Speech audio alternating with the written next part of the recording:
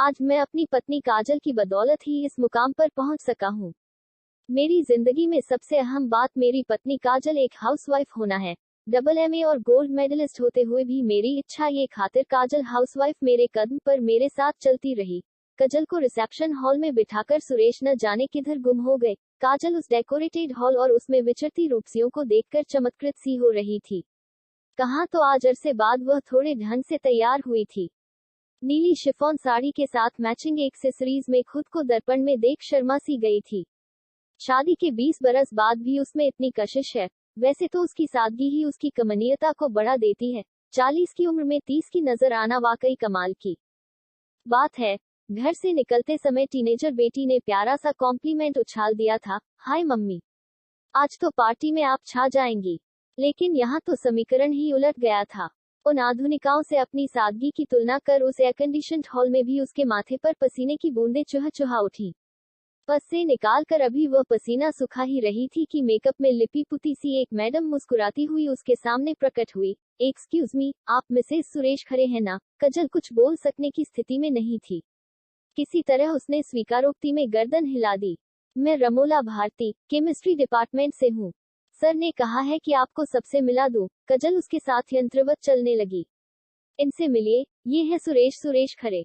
रमोला ने इस अदा से काजल को सभी के सामने मिलाया कि कई जोड़ी निगाहें उसका एक्सरे करने लगी। वैसे आप करती क्या हैं? खनकदार आवाज में उछाले गए प्रश्न के जवाब में काजल जबरन मुस्कुराई, मैं हाउसवाइफ हूँ। हाउसवाइफ? ओह, तभी तो इतनी सिंपल हैं। न चाहते हुए भी काजल की नजरें आवाज की दिशा में उठ गईं। एक भारी भरकम शरीर की महिला, जिसने अपने शरीर को वेस्टर्न ड्रेस में रखा था और मेकअप की परतों के बीच अपनी उम्र को छिपाने की नाकाम सी कोशिश की हुई थी, कुछ अजीब अंदाज में मुस्कुरा रही थी। पता नहीं काजल की नजरों में क्या और कि रमोला सकपका गई। आप हैं मिसेस साक्षी सान्याल, इन्फोसिस में चीफ एग्जीक्यूटिव हैं। मिस्टर सान्याल यहाँ फिजिक्स के हेड ऑफ द डिपार्टमेंट हैं। फिर बारी बारी से रमोला ने सबका परिचय कराया। उनमें से आधी से ज्यादा तो यूनिवर्सिटी की लेक्चरर थी और बाकी प्रोफेसर्स की पत्नियां, जो कहीं न कहीं जॉब करती थी। तभी तो काजल का हाउसवाइफ होना उन्हें हैरत में डाले हुए था। काजल का जी चाह रहा था कि वह चुपचाप उठकर वापस घर चली जाए, लेकिन ये भला कैसे संभव था? पार्टी तो उसी के पति मिस्टर सुरेश खरे के सम्मान में गई रही थी। वेटर कोल्ड ड्रिंक लेकर आया तो उसने बेमन से ले लिया।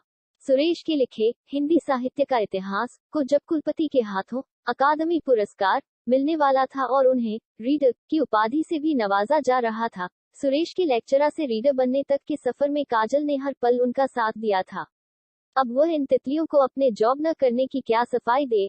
एक तो सुरेश का स्वभाव ऐसा है कि वे जब तक घर में रहें, काजल उनके आसपास होनी चाहिए। दूसरी बात, जो खुद काजल को गंवारा नहीं थी, वही कि उसके बच्चे आया के भरोसे पले। उन्हें स्कूल से आकर माँ के बदले बंद ताले को देखना पड़े। खैर जो भी हो, लेकिन आज काजल कुंठित होती थी। हाउसवाइफ होना वाकई हीनता एक परिचायक है। हाउसवाइफ का अपना कोई वजूद नहीं होता। वैसे कभी कभार काजल के मन में अपने हाउसवाइफ होने को लेकर हीन ग्रंथि पलने लगती थी, लेकिन उसने आज जैसा अपमान कभी महसूस नहीं किया था। अभी काजल न जाने और कितनी देर तक खुद से सवाल करती, अगर रमोला ने टोका न होता, अरे मैम, आप खाली बोतल लेकर बैठी हैं, दूसरी ला कर दूं? वाकई उसकी कोल्ड ड्रिंक तो कब की समाप्त हो गई थी। वो जबरन मुस्कुराते हुए नो थैंक्स कह उठकर खाली बोतल डस्टबिन के हवाले कर आई। काजल की कुंठा उस पर होती होती जा रही थी।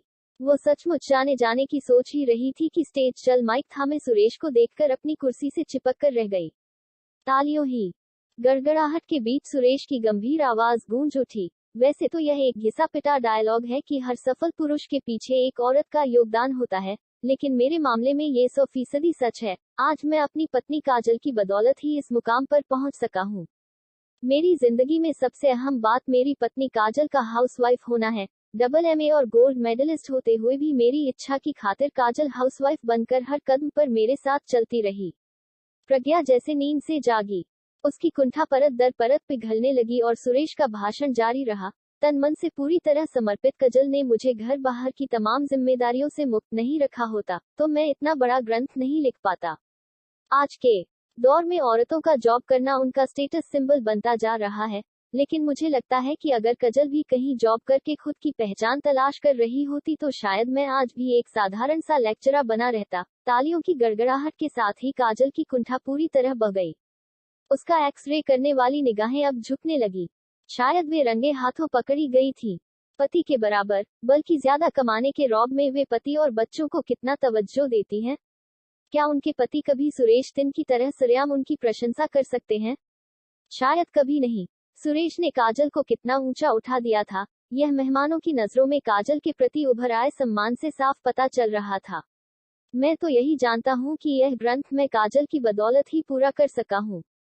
इसलिए इस पुरस्कार की असली हकदार मेरी पत्नी काजल है। I am proud of my lovely wife.